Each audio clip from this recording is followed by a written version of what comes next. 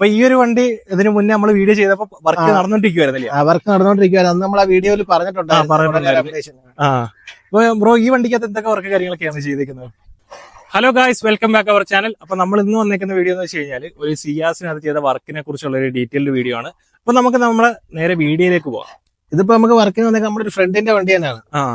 ഇത് നമുക്കിപ്പോ ഇതിനകത്ത് മെയിൻ ആയിട്ട് നമ്മൾ ഫ്രണ്ട് ചേഞ്ച് ചെയ്തേക്കുന്നത് ഇത് ടോപ്പ് ആൻഡ് സിയാസ് ആൽഫയുടെ ഹെഡ്ലൈറ്റ് പ്രൊജക്ടർ ടൈപ്പ് കേറ്റിയേക്കുവാണ്. അതേപോലെ നമ്മൾ ഗ്രില്ല് കസ്റ്റം ചെയ്തെടുത്തതാണ്. സിയാസിന്റെ തന്നെ ഗ്രില്ല് നമ്മളൊരു ഭംഗിക്ക് വേണ്ടി കസ്റ്റം ചെയ്ത് ക്ലോസ് അടിച്ച് ഈ രീതിയിലേക്ക് എത്തിച്ചേക്കുവാണ്.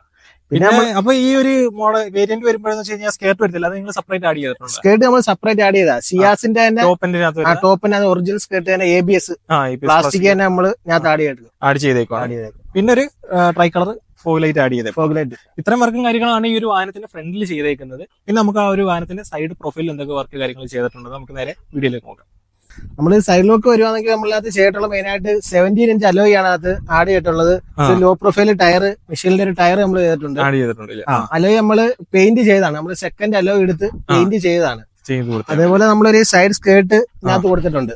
ഇത് ഫൈബർ സ്കേർട്ടിംഗ് ആണ് കൊടുത്തിട്ടുള്ളത്. ഇത് നമ്മൾ എത്രയും ഫിനിഷിംഗിൽ ചെയ്തെടുത്തത്. അതേപോലെ നമ്മളൊരു ഭംഗിക്ക് വേണ്ടി വേറൊരു പിയാനോ ബ്ലാക്ക് കൊടുത്തിട്ടുണ്ട്.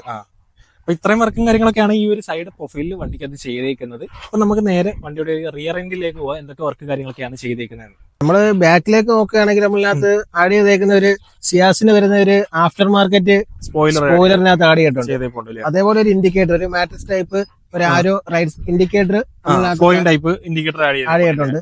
സിയാസിന്റെ ഒറിജിനൽ സ്കേർട്ട് തന്നെയാണ് ABS തന്നെയാണ് നമ്മൾ ആഡ് ചെയ്തേക്കുന്നത്.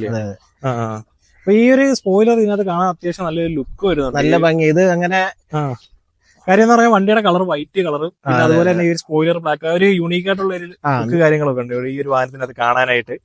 അപ്പൊ ഇത്രയും വർക്കും കാര്യങ്ങളാണ് റിയർ എൻഡ് ചെയ്തേക്കുന്നത്. നമ്പർ പ്ലേറ്റ് ഉള്ളതല്ലോ. നമ്പർ പ്ലേറ്റ് ഇതിനുവേണ്ടി നമ്മൾ സ്കോർ ടൈപ്പ് ഒരു ഭംഗിക്ക് വേണ്ടി ചെയ്തതാണ്. പിന്നെ നമ്പരും അതേവിട്ട് ഹൈലൈറ്റ് ആയിട്ട് എടുത്തിരിക്കുന്നുണ്ട് ഈ ഒരു വാഹനത്തിന്റെ. പിന്നെ അതുപോലെ തന്നെ ഈ വണ്ടി ഇപ്പം ഓൾറെഡി വർക്ക് കാര്യങ്ങളൊക്കെ കഴിഞ്ഞു. ഇതിന്റെ വർക്കും കാര്യങ്ങൾ കംപ്ലീറ്റ് ആയിട്ടില്ല. ഇത് നമ്മുടെ ഈ വരുമ്പോ കളർ ചേഞ്ച് ചെയ്യണമെന്നുള്ള ഓപ്ഷനിൽ വന്നതാണ്. അപ്പൊ പിന്നെ ഫുള്ള് വൈറ്റ് തന്നെ അടിക്കാനുള്ള ഒരു ഐഡിയയിലായിരുന്നു വന്നത്. അതാണോ ഈ ചെറിയ രീതിയിലുള്ള ഷെയ്ഡ്? നമ്മൾ കളർ പെയിന്റ് നമ്മൾ ചെയ്തിട്ടില്ല. സ്കേർട്ടിങ്സും കാര്യങ്ങളെ ചെയ്തിട്ടുള്ളൂ. അപ്പൊ നമുക്ക് നേരെ ആ ഒരു ഇന്റീരിയറിലെ വിശേഷങ്ങളിലേക്ക് പോവാം.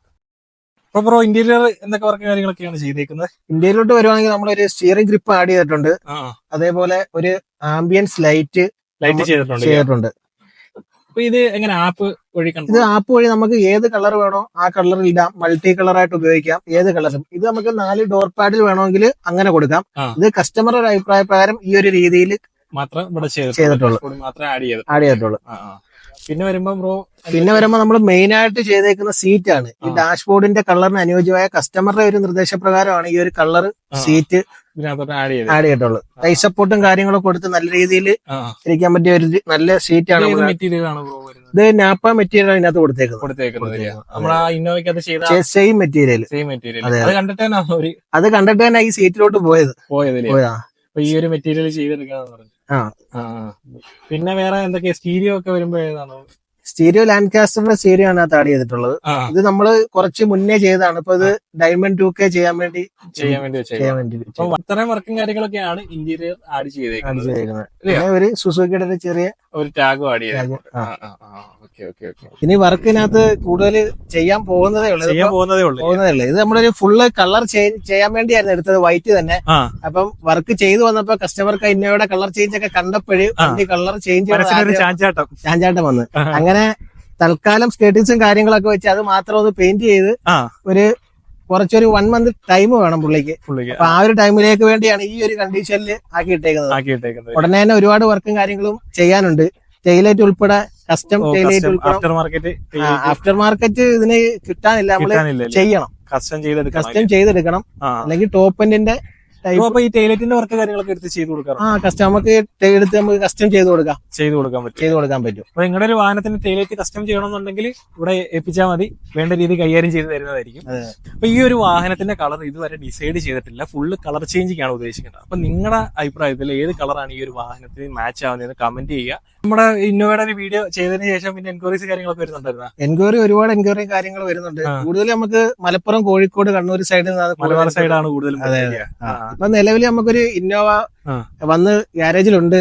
നാളെ തൊട്ട് i20 നമ്മൾ പോയി മലപ്പുറം കസ്റ്റമർക്ക് വരാനുള്ള ബുദ്ധിമുട്ട് കാരണം പോയി കളക്ട് ചെയ്യാറുണ്ടോ? ചെയ്യുന്നുണ്ട്. എവിടെ ആണെങ്കിലും നമ്മൾ പോയി കളക്ട് ചെയ്ത് കൊണ്ടുവന്ന് വർക്ക് ചെയ്ത് തിരിച്ചു ഏൽപ്പിക്കാറുണ്ട്. അപ്പൊ ഈ അപ്ഡേഷനും കാര്യങ്ങളൊക്കെ സ്പോട്ടിൽ നമുക്ക് കസ്റ്റമർക്ക് വീഡിയോ കോൾ വഴിയായാലും അല്ലെങ്കിൽ വീഡിയോ കറക്റ്റ് നടക്കുന്ന വർക്കുകളും കാര്യങ്ങളും അപ്ഡേറ്റ് ചെയ്ത് കൊടുക്കാറുണ്ട്.